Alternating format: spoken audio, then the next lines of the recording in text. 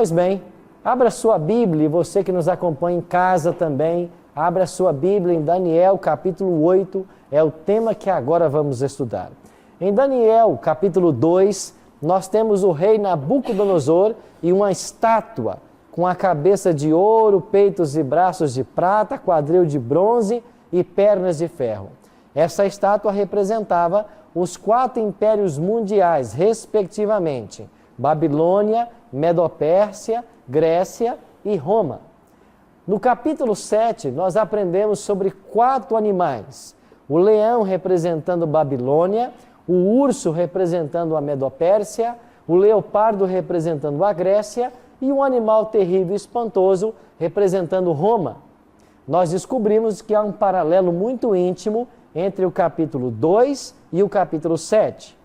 Agora, chegando ao capítulo 8, 2 figuras novas surgem, um carneiro e um bode. Daniel 8 trata desses 2 animais como símbolos de 2 dos 4 impérios que nós estudamos até aqui, justamente a Medopérsia e a Grécia. Um conceito que você deve aprender em profecia é que a profecia é uma verdade que se amplia. Você percebeu que o capítulo 7 trouxe detalhes que o capítulo 8 não tinha abordado? Agora, entrando no capítulo 8, nós veremos outros detalhes que o capítulo 7 não abordou. Então, a profecia é uma verdade que se amplia. E o melhor intérprete da profecia é a história secular. Mais uma vez, nós vamos ler a palavra de Deus e vamos na história encontrar elementos que respondam a essas visões proféticas. No capítulo 8, versos 3 e 4, Daniel assim escreveu: Então levantei os olhos e vi, e eis que diante do rio estava um carneiro, o qual tinha 2 chifres, e os 2 chifres eram altos, mais um mais alto do que o outro.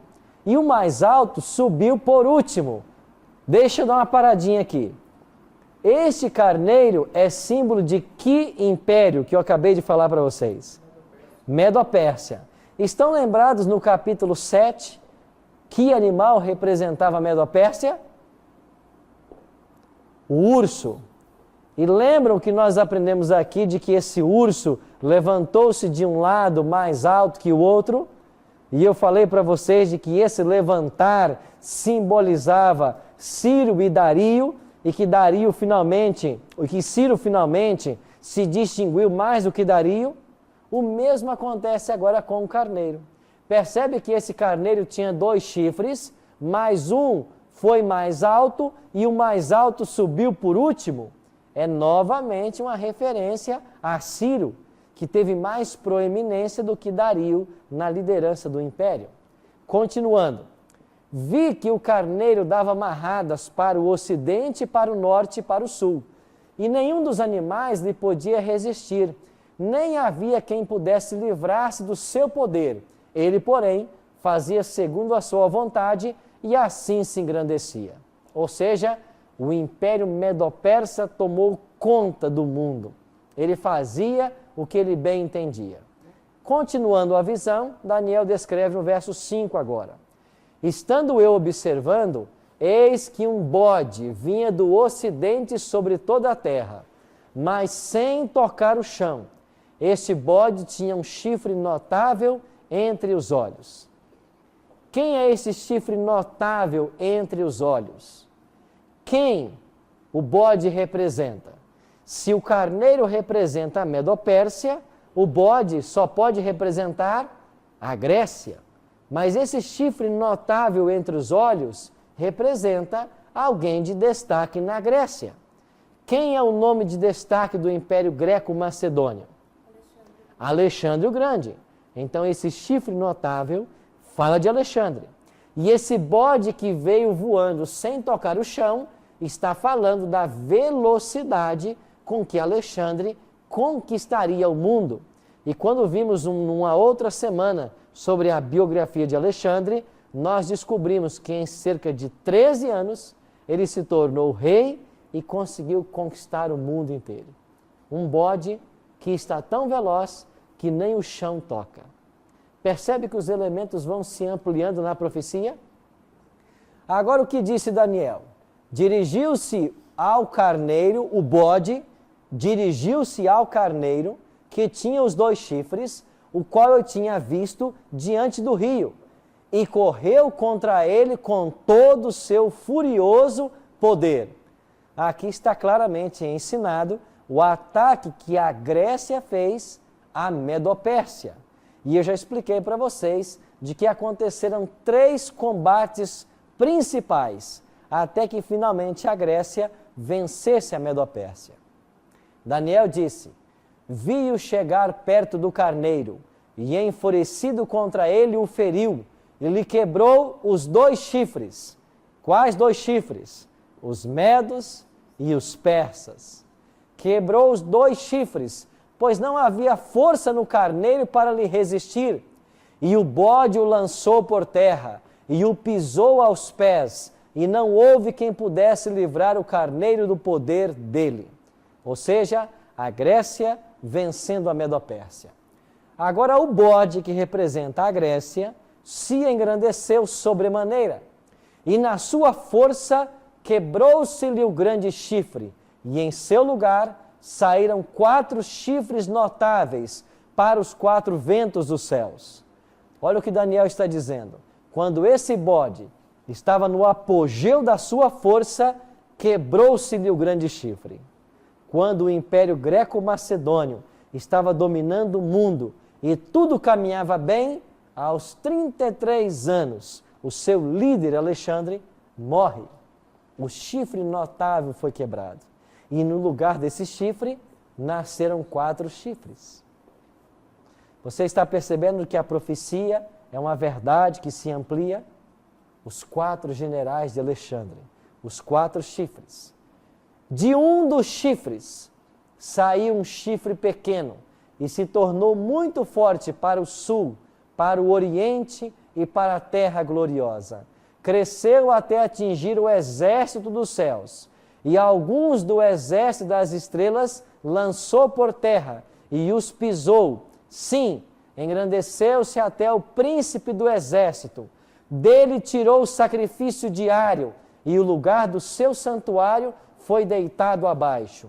O exército lhe foi entregue com o sacrifício diário por causa das transgressões, e deitou por terra a verdade, e o que fez? Prosperou. Mais uma vez, quem é que entra em cena agora? O chifre pequeno. Percebe que o chifre grande, Alexandre, foi arrancado, 4 chifres nasceram em seu lugar, os 4 generais, e agora, depois dos 4 generais, surge novamente o chifre pequeno. Interessante, olha para esse texto. Aqui está dizendo assim: de um dos chifres saiu um chifre pequeno. A primeira impressão que nós lemos de Daniel 8:9 é que o chifre pequeno teria que vir de um dos 4 generais, porque de um dos chifres. Mas quando você vai para o original, em que Daniel escreveu isso, a língua hebraica dá a entender uma outra coisa. O hebraico disse de que esses 4 chifres cresceram para os 4 ventos da terra. A ideia que o hebraico está passando é que de um dos ventos. E se os ventos estavam espalhados em 4 direções, é porque de uma direção da terra viria o chifre pequeno. Então, há teólogos que interpretam assim: não é de um dos chifres, Ptolomeu, Licímaco, Seleuco e Cassandra, mas é de um dos veio o chifre pequeno. E a expressão anterior era uma expressão relacionada aos 4 ventos. E esses 4 ventos estavam nas 4 direções da terra. Ou seja, de uma dessas direções veio o chifre pequeno. E diz o texto de que ele engrandeceu-se até o príncipe do exército, dele tirou o sacrifício diário e deitou por terra a verdade. Vamos nos concentrar primeiro no sacrifício diário. Pastor Alexandre? Pastor Arilton, dentro desse versículo 9 que nós lemos aqui, mais uma vez voltando àquela questão da semana passada, quando falamos sobre, foi levantada a questão sobre Antíoco Epifânio, né? Okay. A escola dispensacionalista, ela sempre afirma que, assim como no capítulo 7, também no capítulo 8, aqui no versículo 9, está também falando de Antíoco Epifânio dos Seleucidas, né? Com que base eles afirmam isso? Eles querem aplicar o chifre pequeno a Antíoco Epifânio, porque Antíoco Epifânio, que foi um rei seleucida do 2º século antes de Cristo, atacou Jerusalém e atacou o santuário. E nesse ataque que ele fez ao santuário em Jerusalém, eles querem dizer de que está acontecendo o cumprimento dessa profecia, do ataque ao santuário. Mas nós iremos ver no desenrolar do capítulo 8 de que este ataque não está preso ao 2º século antes de Cristo. Pelo contrário, esse ataque ele assume proporções muito maiores do que atacar geograficamente o templo em Jerusalém. Mas assim, mesmo eles sabendo, porque todos eles têm a Bíblia, têm livre acesso à palavra de Deus, ao conhecimento, aos estudos historiográficos também, acerca da palavra de Deus. Por que mesmo assim eles ainda continuam afirmando essas inverdades bíblicas? Nós temos na cristandade em geral 3 escolas de interpretação profética. E nós chamamos essas escolas, as 3 principais, de preteristas, historicistas e futuristas. Os teólogos da escola preterista, quando eles leem um texto bíblico, eles buscam no passado o cumprimento para as profecias. Os futuristas olham para o futuro, para o cumprimento. Mas os adventistas, por exemplo, nós somos historicistas. Então nós, ao olharmos para a profecia, ela até pode apontar para o futuro, mas nós queremos ver o desenrolar dessa profecia ao longo da história secular. Porque nós acreditamos de que a história é o palco aonde Deus atua para finalmente conduzir o seu povo à vitória final. Então Deus, ele não está circunscrito ao tempo. Ele não espera apenas o futuro para livrar o seu povo. Ele caminha com o seu povo ao longo da história. Mas todos os teólogos da escola preterista, eles têm que encontrar um personagem no passado para cumprir a profecia. E o personagem que mais se aproxima dessa interpretação é Antíoco Epifânio, porque ele, de fato, foi a Jerusalém e atacou o santuário. Se passou por judeu e atacou o santuário. Mas nós vamos ver de que as exigências da profecia não podem se cumprir nele, por vários detalhes que nós vamos apresentar. Vamos caminhando e eu vou te responder melhor daqui a pouco.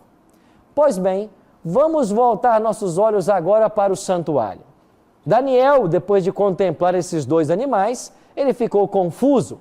Então, olha o que aconteceu no versículo 16. Ouvi uma voz de homem de entre as margens do Ulai, a qual gritou e disse: Gabriel, dá a entender a este a visão. Quem é Gabriel? É um anjo poderoso do céu. E então um ser disse para Gabriel: Gabriel, explica para Daniel a visão, dá a conhecer a visão. Gabriel dá a entender: aquele carneiro com 2 chifres que viste são os reis da Média e da Pérsia, mas o bode peludo é o rei da Grécia. Então a interpretação que eu estou dando para vocês é a própria Bíblia quem me dá. A Bíblia está dizendo que o carneiro representa a Medopérsia. A Bíblia está dizendo que o bode peludo é o rei da Grécia. Então, ele está explicando para Daniel: o chifre grande entre os olhos é o primeiro rei. E qual foi o primeiro rei dos gregos? O que mais teve proeminência? Alexandre. Então ele não cita o nome de Alexandre, mas ele está dizendo o primeiro rei. E o ter sido quebrado, levantando-se 4 em lugar dele, significa que 4 reinos se levantarão deste povo, mas não com a força igual a que ele tinha. E de fato, os 4 generais de Alexandre nunca colocaram o Império Grego no mesmo patamar que ele havia colocado. Até porque que com a própria divisão eles se enfraqueceram. Então, olha o que está acontecendo na visão. O carneiro representa a Medopérsia, o bode peludo, o rei da Grécia, o chifre principal representa Alexandre, e quando Alexandre sai de cena, 4 generais tomam conta. Como aprendemos em Daniel 7 sobre o chifre pequeno, ou rei, esse poder representa Roma. Roma em suas 2 fases, Roma imperial ou pagã e Roma religiosa ou papal. Então, o chifre pequeno deve ser entendido como Roma em suas 2 fases. Por quê? Porque o apóstolo Paulo diz que o homem do pecado, o anticristo, ele já estava atuando em seus dias. E nos dias de Paulo, nós já tínhamos o Império Romano buscando para si a adoração. O imperador romano se considerando Deus e buscando a adoração dos seus súditos, até que finalmente se estabeleceu Roma cristã. Então, nós temos que entender de que esse poder, o chifre pequeno, é Roma em 2 fases, imperial e depois papal. Sim, minha amiga? Pastor, inclusive os dispensacionalistas afirmam que Antíoco Epifânio é o anticristo do Antigo Testamento. Só que o anticristo não está circunscrito ao passado. Ele atuava lá. Ele atuava no passado. Só que Paulo vai dizer, e nós podemos ler esse texto, olha aí, pega a sua Bíblia, 2 Tessalonicenses, dê uma olhadinha para essa carta do apóstolo Paulo. Página 170, no finalzinho da Bíblia, página 170. Bem no final da Bíblia, página 170. A partir do versículo 7, o caráter do homem da iniquidade e a sua derrota. Esse é o subtítulo que eles colocaram aí. 2 Tessalonicenses 2, verso 7. Com efeito, o mistério da iniquidade já opera e aguarda somente que seja manifestado aquele que agora o detém. Então será de fato revelado o iníquo, a quem o Senhor Jesus matará com o sopro da sua boca e o destruirá pela manifestação da sua vinda. O que Paulo está dizendo aqui? O ministério da iniquidade, de fato, ele opera. Antíoco Epifânio é contemporâneo de Paulo? Não. Então não pode ser Antíoco Epifânio. Porque Paulo está dizendo que o mistério da iniquidade, o homem do pecado, ele opera. Ele está aqui agora. E o que era o homem do pecado? O Império Romano, na sua fase imperial. E Paulo viveu sob a jurisdição de Roma. Ele próprio era um cidadão romano. Não pode ser Antíoco Epifânio, porque esse rei não está vivo nos dias de Paulo. Ou Paulo está mentindo, ou não é Antíoco Epifânio. Vocês estão vendo mais uma evidência? E eles atribuem isso ao fato dele ter perseguido os judeus e profanado o santuário. Então, é uma prefigura do anticristo. Exatamente, só que ele não pode ser, porque ele não está nos dias de Paulo mais. Então, a ideia de colocar para Antíoco Epifânio o símbolo do anticristo, o chifre pequeno, não pode ser aplicado. E nós ainda veremos mais detalhes sobre esse assunto. Nós iremos para um breve intervalo e assim que voltarmos, daremos continuidade ao estudo desses 2 animais do capítulo 8. Eu espero por você.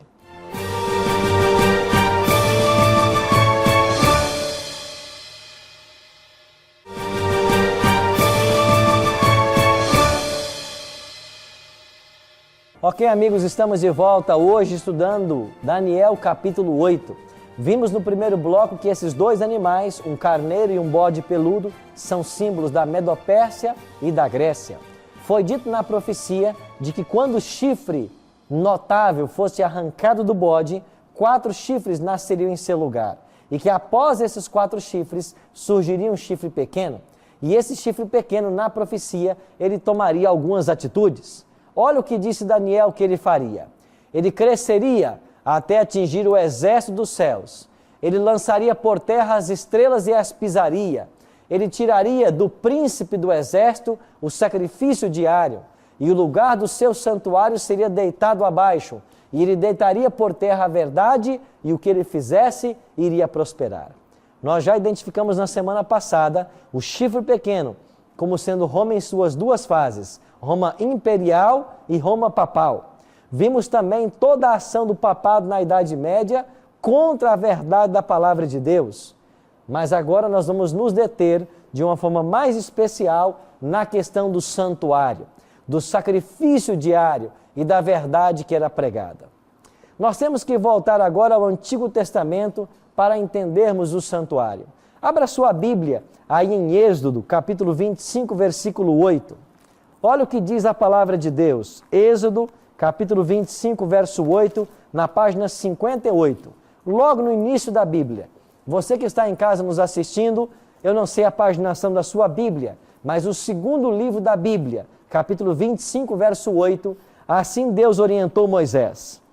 E me farão um santuário, para que eu possa habitar no meio deles. Olha para o verso 40. Vê, pois, que faças tudo segundo o modelo que te foi mostrado no monte.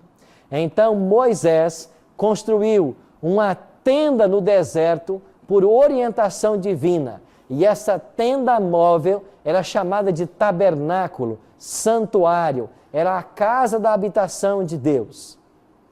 Nesse santuário, haviam dois tipos de sacrifício.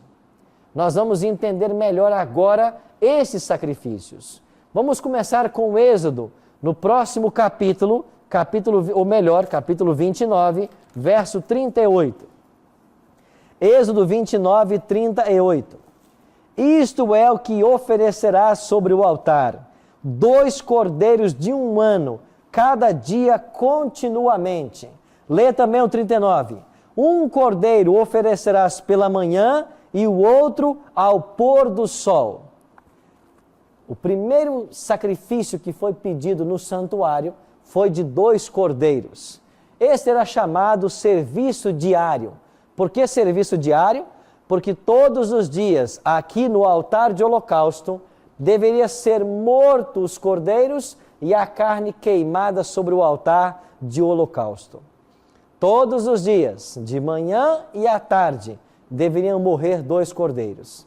E eu já expliquei para vocês de que esses cordeiros eram mortos para os pobres, que não tinham como sacrificar, e para os judeus que estavam longe do santuário e não podiam até lá para levar a sua oferta pelo pecado.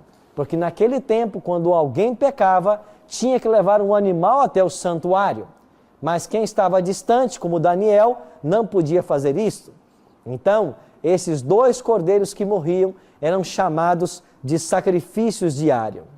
Agora, além dessas ofertas pelo povo, havia também ofertas pelo pecado. E a oferta pelo pecado, cada pecador é que trazia ao santuário. Para cada tipo de pecado em Israel, havia um tipo diferente de animal que deveria ser oferecido no santuário. Às vezes um pecado exigia sacrificar uma pombinha, às vezes exigia sacrificar uma rola, às vezes uma cabra, às vezes um touro, às vezes um cordeiro. Para cada tipo de pecado havia um tipo de animal. Então, quando o pecador cometia um pecado, ele trazia o animal até o santuário e na presença do sacerdote, ele colocava a sua mão sobre a oferta, o animal, confessava o seu pecado. Simbolicamente, o pecado dele passava para o animal e em seguida ele matava o animal.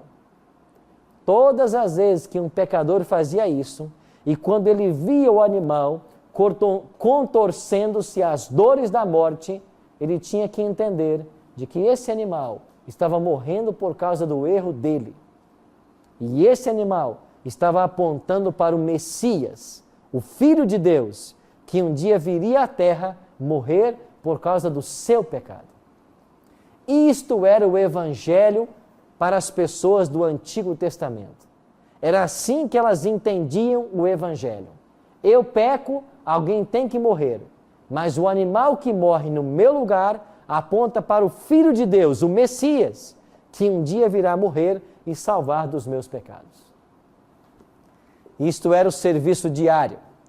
O sacerdote agora pegava o sangue desse animal que o pecador matara lá no pátio, pegava a carne e colocava sobre o altar de holocausto, onde ela era queimada, e pegava o sangue desse animal e entrava dentro do santuário, no primeiro compartimento, chamado lugar santo. Aqui no lugar santo, você tinha uma mesa com 12 pães da proposição, representando as 12 tribos de Israel, um candelabro com 7 lâmpadas, representando o Espírito Santo e Jesus, a luz do mundo, e o sacerdote ia no altar de incenso e molhava com sangue os chifres do altar de incenso. Assim o pecado saía do pecador para o animal e do animal para o santuário. Sim, Emilene? Pastor, e trazendo para os dias de hoje, qual seria o cordeiro nosso nos dias de hoje? O cordeiro nosso hoje está respondido para você em João 1:29. Olha o que diz aí o Evangelho de João 1:29. Palavras de João Batista. Página 77. Bem no finalzinho da Bíblia. Página 77. No dia seguinte, viu João a Jesus que vinha para ele e disse, o quê?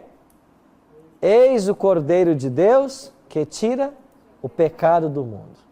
Trazendo para os dias de hoje, João 1:29, quem é o nosso Cordeiro? O próprio Cristo. Por que nós não matamos mais animais?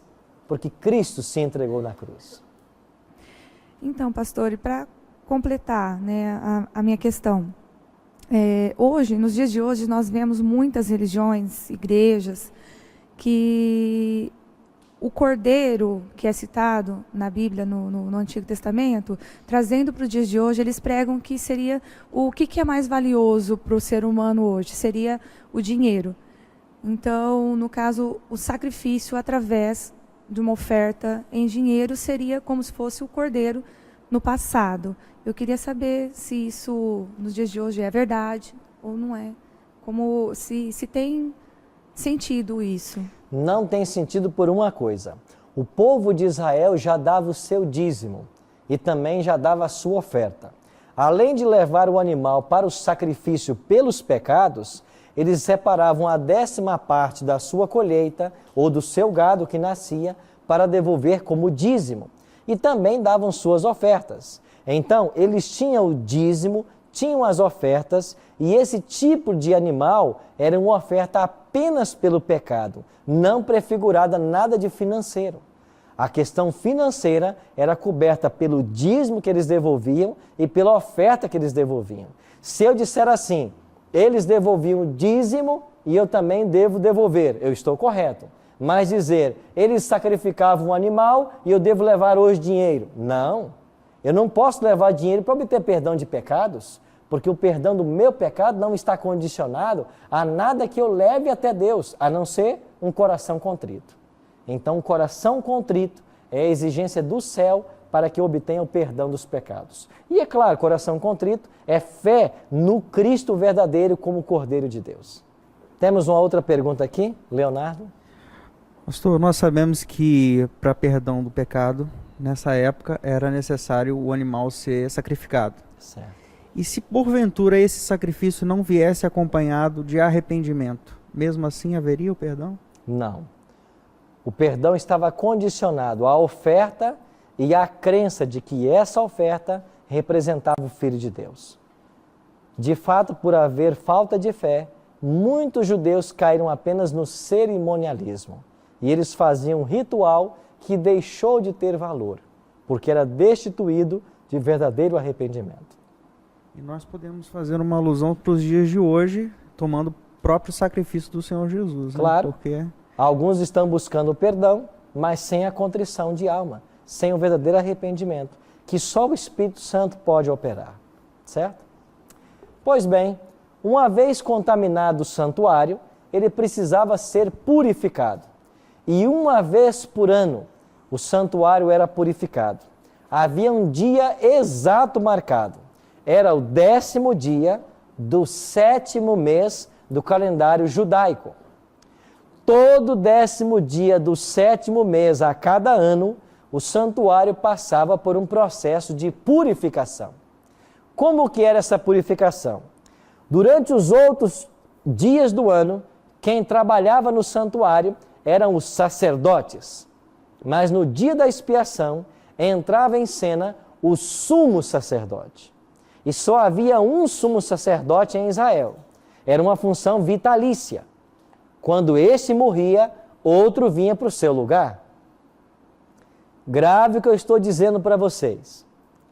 Todos os dias haviam os sacerdotes, mas uma vez por ano entrava em cena o sumo sacerdote, que era uma função vitalícia. Ele só trocava ou só vinha outro quando um morria.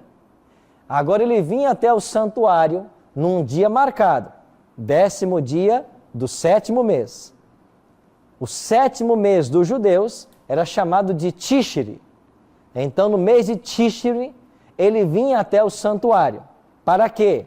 Eu vou ler o texto com vocês que vai ficar mais claro. Também tomará 2 bodes e os porá perante o Senhor. Quando o sumo sacerdote chegava no santuário, eram trazidos à presença dele 2 bodes.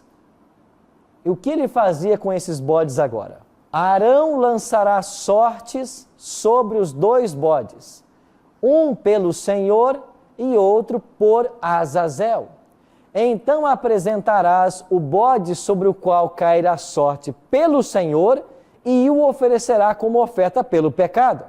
Mas o bode sobre que cairá sorte sobre Azazel será posto vivo perante o Senhor e enviá-lo ao deserto para Azazel. Para o Senhor, vocês entenderam, né? Aparecida. Essa questão, quem é Azazel? Quem é Azazel? Azazel é um personagem enigmático na Bíblia. Alguns creem até que Azazel era um nome de um demônio que habitava o deserto. O certo é que Azazel, na tipologia do santuário, é um símbolo de Satanás. Então, os 2 bodes que vinham à presença do Senhor, um representava ou era para Jesus, para Deus, e o outro bode era para Satanás. O sacerdote, o sumo sacerdote, sorteava. O bode que caía a sorte para o Senhor, ele era sacrificado. O sangue desse bode era levado para dentro do santuário e o sumo sacerdote, deixa eu voltar um slide para vocês verem a imagem, o sumo sacerdote entrava no 2º compartimento, aonde estava a Arca da Aliança, e dentro da arca a lei de Deus. Aqui no 2º compartimento, que só o sumo sacerdote poderia entrar, uma vez por ano, ele trazia o sangue desse bode que caiu à sorte para o Senhor, e então aspergia o sangue diante do altar do Senhor. Enquanto ele fazia isso, o povo de Israel lá fora deveria estar todo em contrição. Porque se o povo não estivesse em contrição e nem confessado os seus pecados, o sumo sacerdote era fulminado na mesma hora na presença de Deus. Porque aqui, no Santo dos Santos, estava a Arca da Aliança. Em cima da arca, 2 querubins de ouro.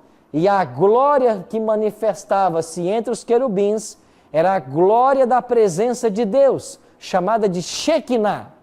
E este brilho era a presença visível de Deus. Se o povo tivesse em pecado, o sumo sacerdote, seu representante, era exterminado na mesma hora. Mas se o povo estivesse contrito, ele agora saía do Santíssimo e ia para fora do santuário. E então agora começava uma festa que durava 7 dias, celebrando de que o santuário havia sido purificado, porque Deus aceitou a oferta e os pecados cometidos durante aquele ano estavam todos perdoados. Sim, Noemi? Uma coisa que eu achei interessante lendo o texto é que a cintura, ou na perna do sumo sacerdote, era amarrado uma campainha e uma corda para o caso dele ser fulminado, eles puxarem, porque eles não poderiam entrar, senão eles também seriam fulminados. Eu vi nesse texto. Existem tradições judaicas extra-bíblicas que contam isto, mas não a Bíblia. A Bíblia não traz nenhuma menção de que o sumo sacerdote entrava no Santíssimo com uma corda. Mas existem tradições judaicas que de fato ensinam isso. Mas na Bíblia não relata isso. Sim, Aparecida? Pastor, eu não entendi a questão da sorte. Dos bodes? É. Pois bem. Quando o sumo sacerdote chegava lá fora, havia um bode vivo ainda, estão lembrados? Agora você tem que ler um verso da Bíblia que é chave. Pegue a sua Bíblia e leia comigo um texto de Levítico, terceiro livro da Bíblia, bem no início. Levítico capítulo 16. Se você que está em casa nos assistindo, eu quero falar com você agora.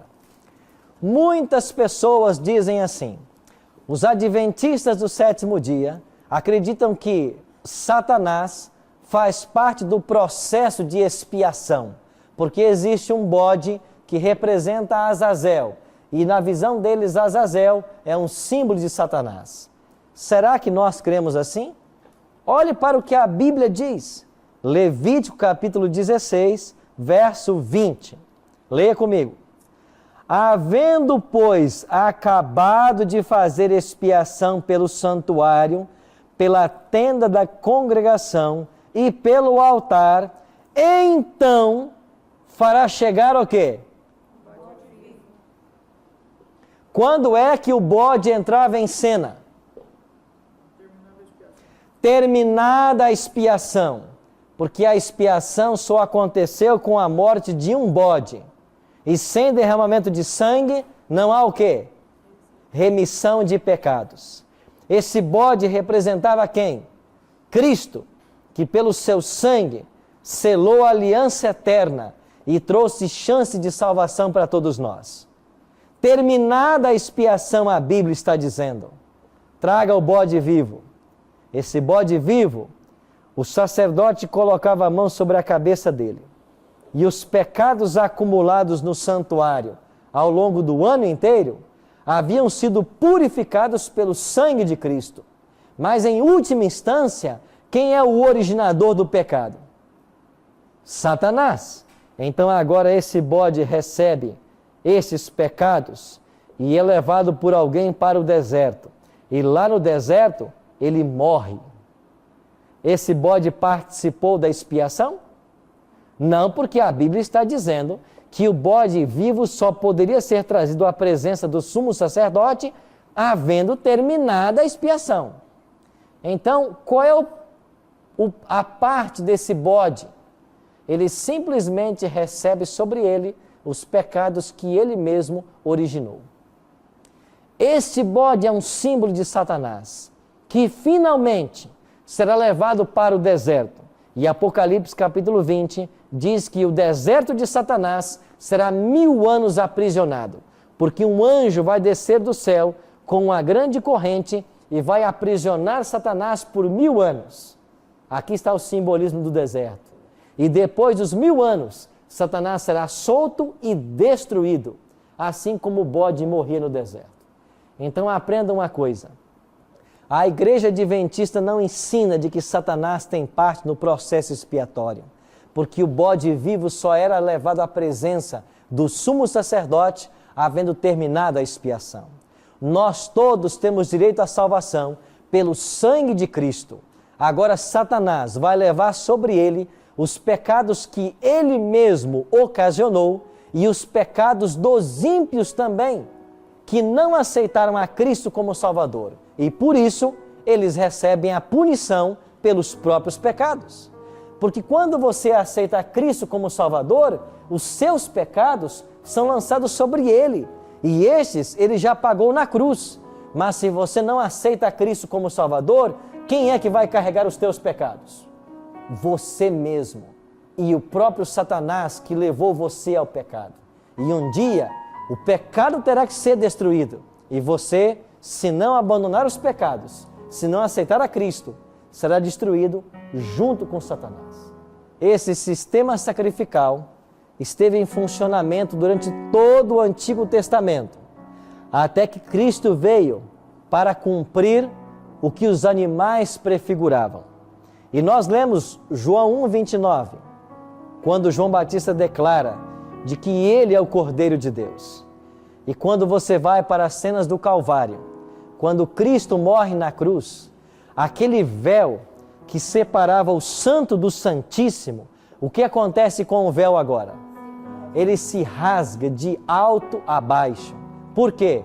Porque a partir da morte de Cristo, esse santuário terrestre não tem mais valor. Não existe mais separação entre santo e santíssimo. Não importa mais sacerdote e sumo sacerdote.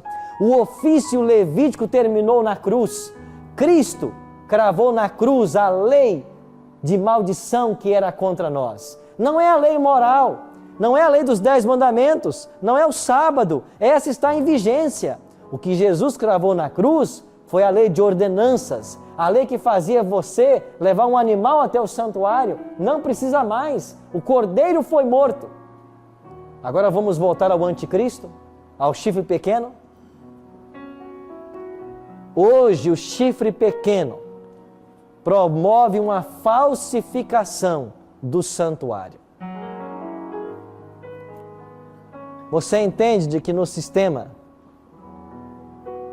existe um altar? No sistema romano existe um altar? Você entende que aí estão os sacerdotes com suas vestes? Você entende que há um papa que funciona como um sumo sacerdote e que tem uma função vitalícia? Você entende que as pessoas agora são orientadas a ir até esse sacerdote para obter o perdão dos pecados? Você entende que há na igreja os relicários, como haviam os móveis no santuário? Você entende que a missa, a cada domingo, sacrifica de novo o Filho de Deus?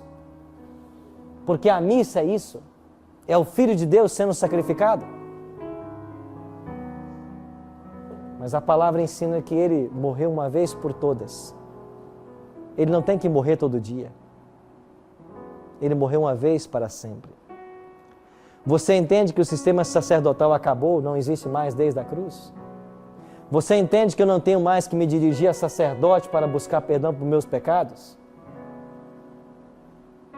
Então, o sistema romano está fazendo uma cópia falsificada do santuário. E aquilo que Cristo cancelou na cruz, eles continuaram. Por quê? Porque trata-se de um estratagema do engano para tirar da verdade das pessoas. Mas a verdade que a palavra de Deus nos apresenta é que nós temos um sacerdote no céu. Cristo foi para lá após a sua ascensão. Ele se assentou no santuário como ministro do verdadeiro tabernáculo. E se você hoje quer perdão para os pecados, você fecha os seus olhos. Você, pela fé, entra no Santo dos Santos. Lá Jesus espera por você. Não vá ao sacerdote. Ele não pode perdoar o seu pecado porque ele é pecador. Todos pecaram, diz Paulo, e destituídos estão da glória de Deus. Todos. Pastores, bispos, sacerdotes, padres, papas, todos pecaram. Nós não podemos dar a você o perdão que você precisa. O perdão que você precisa, só Deus pode dar. E nesse exato momento, enquanto você está me assistindo, Cristo está no santuário celestial, de braços abertos, esperando a sua confissão. Religião é muito mais do que estar dentro de 4 paredes. Religião é um relacionamento com um Deus vivo, com um Deus real, com Deus que está aí para você, com Deus que se importa com você. Não precisa mais sacrificar animais, não precisa mais confessar a homens. Vá ao santuário celestial, lá está Cristo. O santuário terrestre é uma cópia do celestial. E na semana que vem, eu vou ensinar para vocês sobre o santuário celestial. Hoje, a pergunta é: está você disposto a ir a Cristo? em arrependimento